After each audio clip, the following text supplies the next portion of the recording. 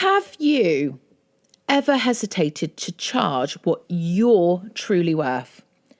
Do you lower your prices because you feel guilty or worry people won't pay? Have you ever thought, who am I to ask that much? If so, you might be dealing with imposter syndrome in pricing. And trust me, you are not alone. So today, we're going to be talking about the psychological effects of imposter syndrome when it comes to charging what you deserve. We'll unpack why you feel this way, how it's keeping you stuck, and most importantly, how to break free from undercharging and finally own your worth. Because here's the truth. Your skills, your experience, your time have value. And it's time you start believing that. So firstly, let me just say hello.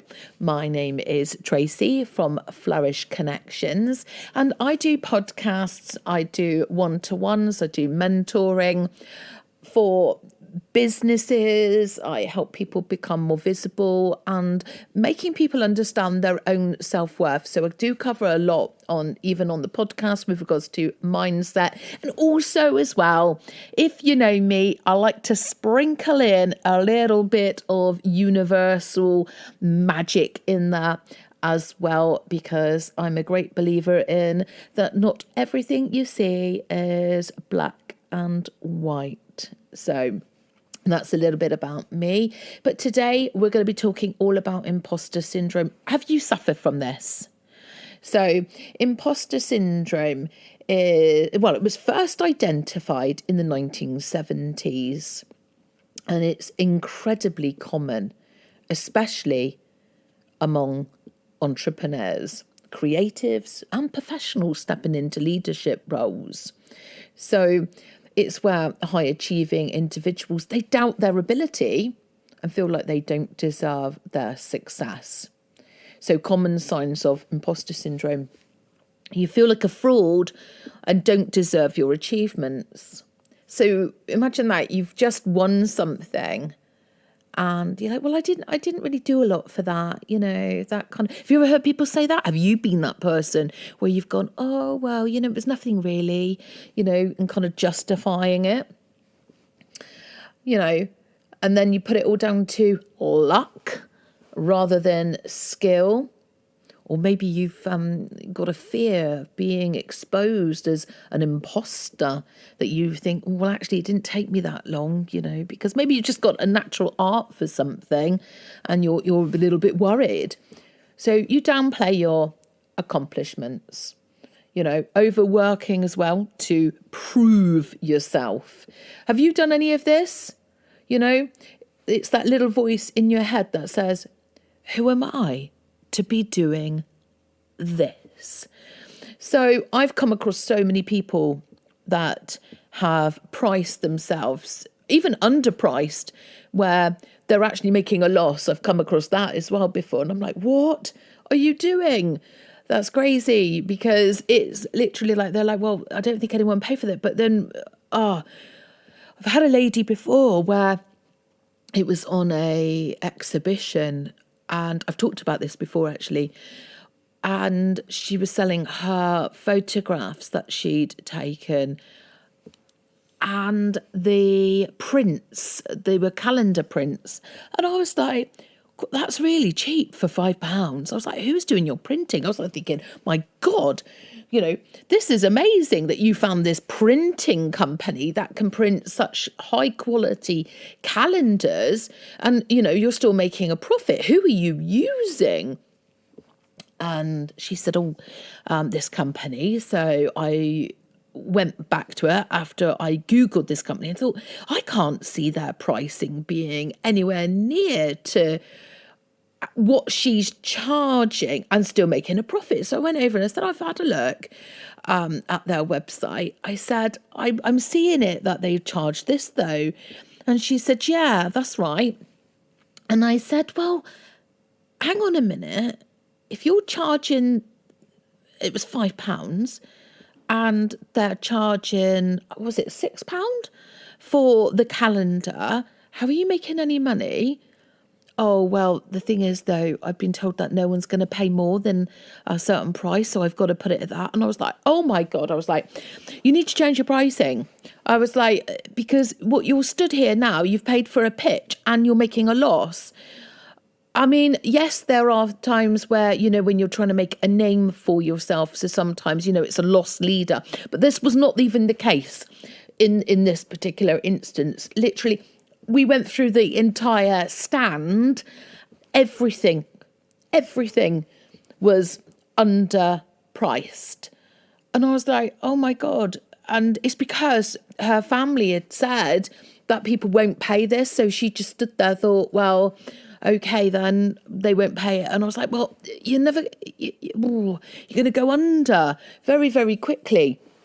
And that's not the only people. I've come across so many people where they just do not charge their worth at all. So let's go down a little bit further.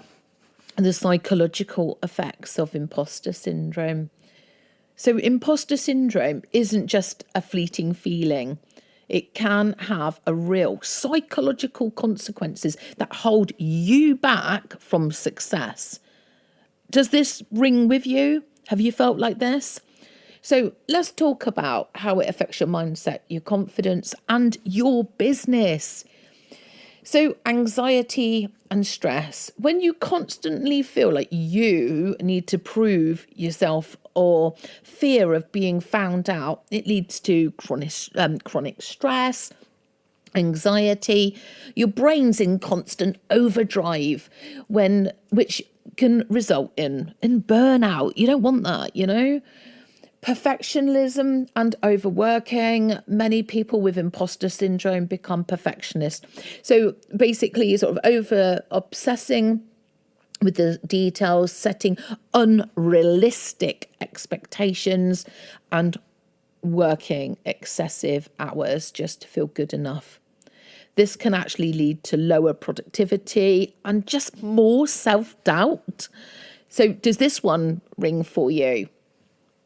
Also, as well, you've got the fear of taking risks. So have you ever held yourself back from applying for a really big opportunity or launching a new project or raising your prices simply because you didn't feel ready? That's imposter syndrome, convincing you that you're not qualified, even when you are. So, there's downplaying achievements. Instead of celebrating your wins, you might credit external factors like luck, timing, or being in the right place at the right time. Over time, this reinforces self-doubt and prevents you from recognizing your true abilities. Now, it's all kind of annoyed me actually with, people saying, right place, right time. Absolutely. There is an element of that will always happen. But guess what? In my whole career, I believe you've got to put yourself in those situations in the first place. And if you're not putting yourself in front of those people, yes, there is sometimes an element of luck where someone says, yeah, oh my God, that's so good that you've come in on this day because I was wanting this, that, the other. But if you hadn't done it and just, made that call in the first place, it wouldn't have happened. Because I know also you've got to put yourself out there to get the luck. And when people say, well, that was just luck, wasn't it? And I'm like, nope, it was not. It was strategy. And, a lot of people say about people being lucky. And I just think, no, you make your own luck in this life. So there is also self-sabotage.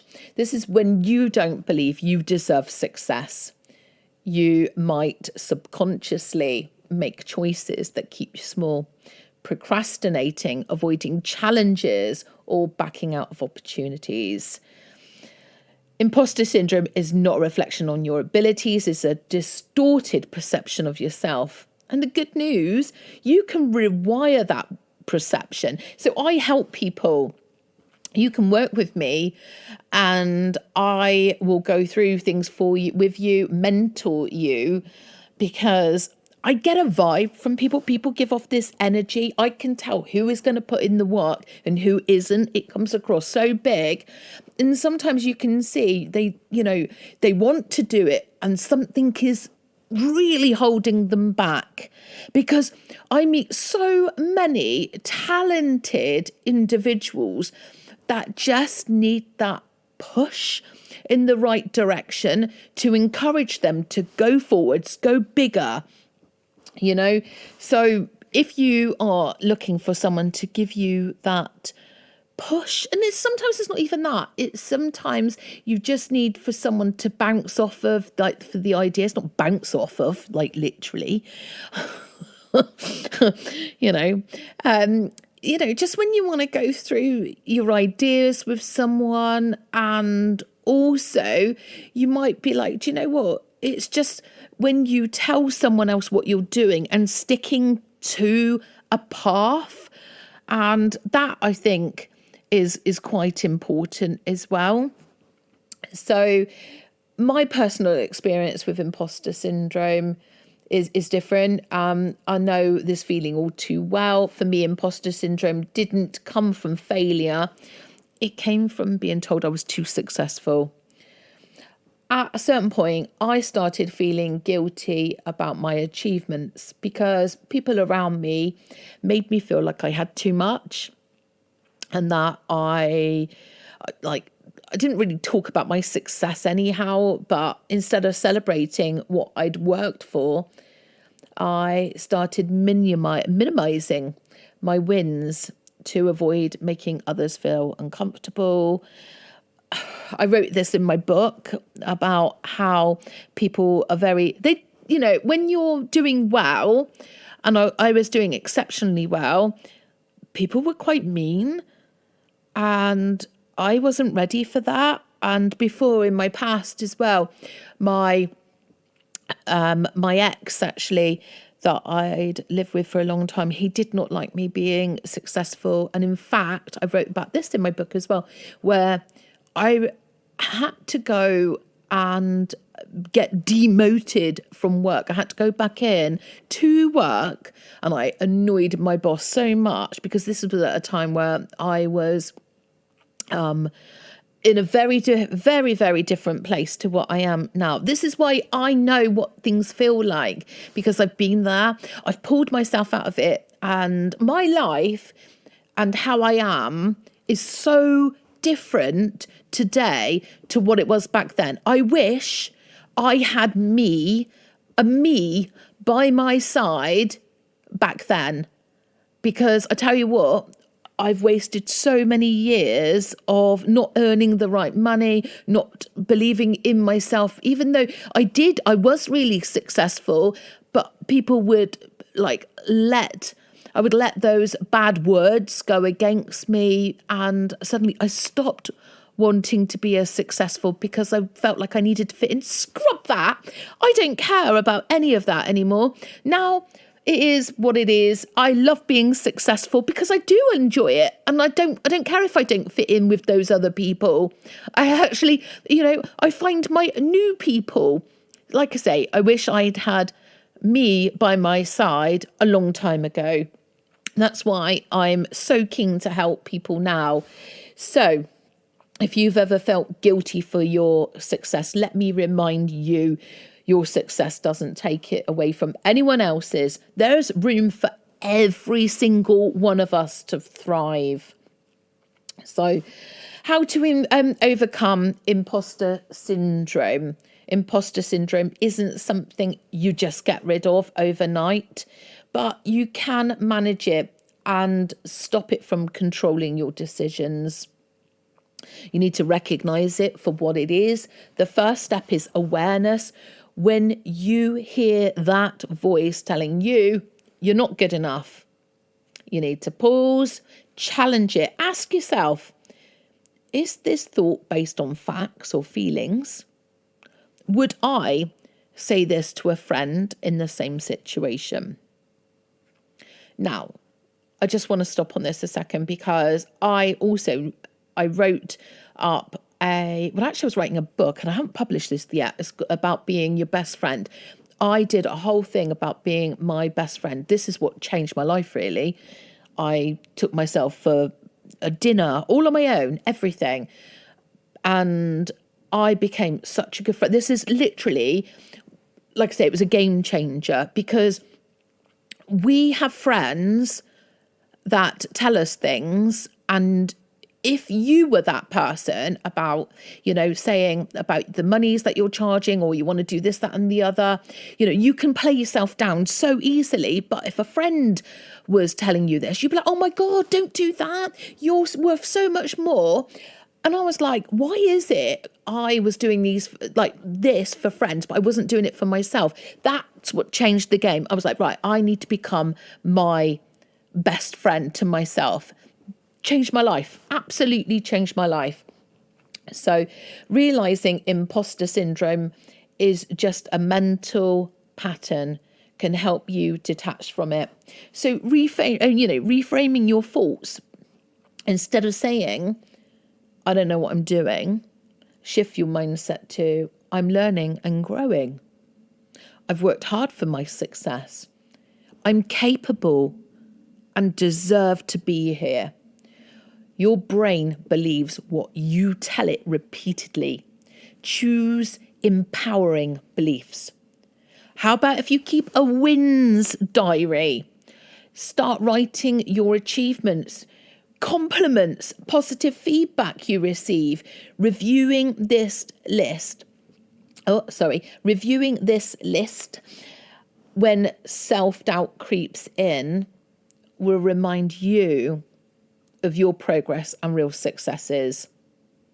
Accept that perfection is a myth. Perfection is an illusion.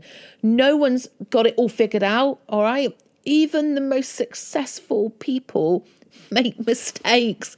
They learn as they go and have moments of doubt. Instead of aiming for perfection, aim for progress. I have met people that earn a lot of money, right?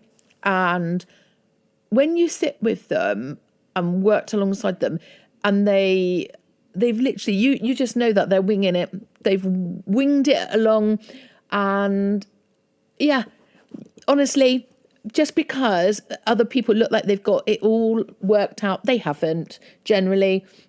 They also have learnt by their mistakes, but they're willing to give things a go. So let's look at this, shall we? Confidence isn't something that you wait for. It's something you build through action. So if there's an opportunity out there, apply for it. Put your work out there. Raise your prices.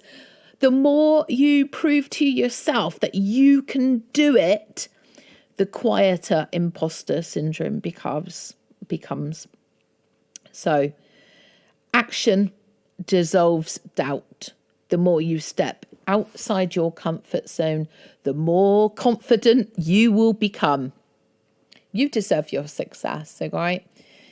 So if there's one thing you're going to take away from today's episode, let it be this. You're not a fraud. You are capable, and you deserve your success. Even the most accomplished people have struggled with self-doubt. The difference, they didn't let it stop them. All right. So the next time imposter syndrome creeps in, recognize it, reframe it, take action anyhow, because you are more empowered, much more powerful than you think.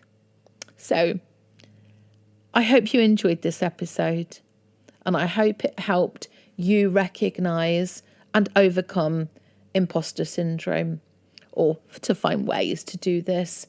So if you did enjoy this, please make sure you subscribe, leave a review. If you could leave a little rating, that would be super. It helps more people discover the show. Thank you so much. And also, why don't you leave a comment? what's one success you're really proud of? Why don't you send me a message or drop a comment? I'd love to celebrate with you.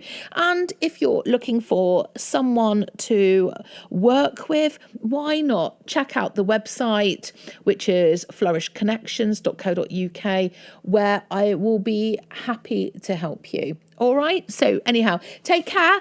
Thanks. Bye.